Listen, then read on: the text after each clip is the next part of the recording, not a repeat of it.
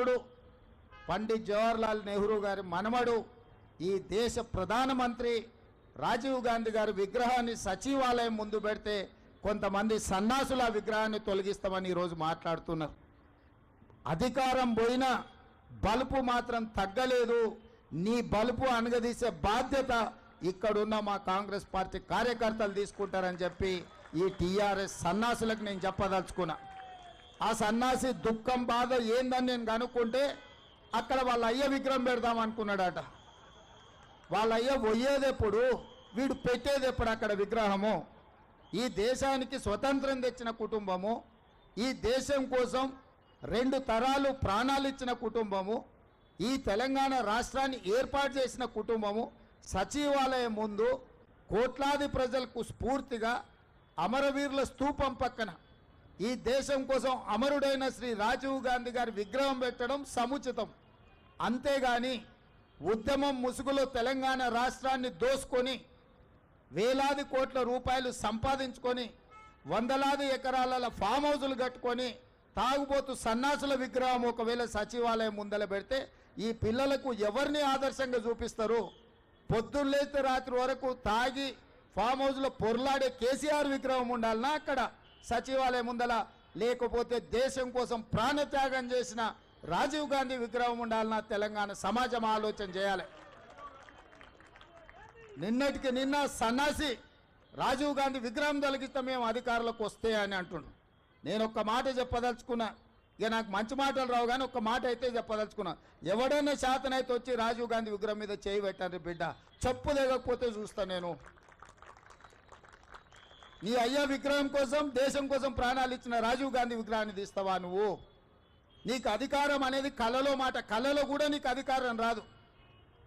Assembly ఎన్నికల్లో 39 సీట్లు ఇస్తే పార్లమెంట్లో వస్తే 7 సీట్లలో డిపాజిట్ పోయింది, 15 సీట్లలో 3rd ప్లేస్లో వచ్చిన సన్నాసి నీ పార్టీ మళ్ళీ అధికారంలోకి వస్తుందా? నీవు మళ్ళీ రాజీవ్ గాంధీ విగ్రహాన్ని తీస్తా అని మాట్లాడతావా? చింతమడకకు పోతావు బిడ్డ, నువ్వు అనుకుంటున్నావు ఈ చింతపండు అవుతుంది అక్కడికి గిన వస్తే. ఆయనకి ఇప్పుడు తెలంగాణ తల్లి గుర్తొచ్చింది. ఇన్ని రోజులు గాడిదలను కాసినవా? 10 సంవత్సరాలు తెలంగాణ తల్లి విగ్రహం పెట్టాలని సన్నాసి తెలంగాణ గురించి మాట్లాడే నైతిక హక్కు నీకెక్కడదని నేను అడగదలుచుకున్నా. అందుకే పెద్దలు బట్టి విక్రమార్క గారి అనుమతితోని డిసెంబర్ 9, 2024 నాడు సచివాలయం లోపలనే తెలంగాణ తల్లి విగ్రహం పెట్టే బాధ్యత మేము తీసుకుంటాం. డిసెంబర్ 9, 2009 నాడు యూపీఏ చైర్పర్సన్ శ్రీమతి సోనియా గాంధీ గారి నాయకత్వంలో ఈ దేశ ప్రధానమంత్రి మన్మోహన్ సింగ్ గారి క్యాబినెట్ మంత్రివర్గం శ్రీ చిదంబరం గారు తెలంగాణ రాష్ట్ర ఏర్పాటు ప్రకటనను డిసెంబర్ 9 నాడు ప్రకటించారు. ఇదే కాకుండా మన నాయకురాలు శ్రీమతి సోనియా గాంధీ గారి జన్మదినం కూడా డిసెంబర్ 9.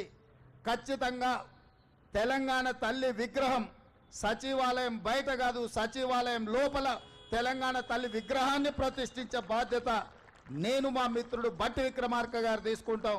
హైదరాబాద్ నగరంలో మా హనుమంతన నాయకత్వంలో ఈ కార్యక్రమాన్ని చేపడతాం. మా చిత్తశుద్ధిని, మా నైతికతను ఏ సన్నాసి ప్రశ్నించాల్సిన అవసరం లేదు.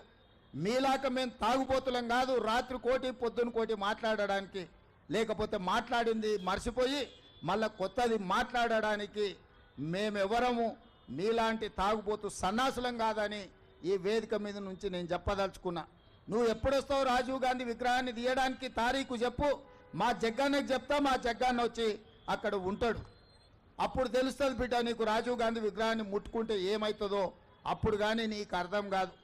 అందుకే ఈరోజు ఈ దేశ యువతకు స్ఫూర్తి ప్రదాత శ్రీ రాజీవ్ గాంధీ గారు వారి జయంతి సందర్భంగా మా హనుమంతన్న కొంత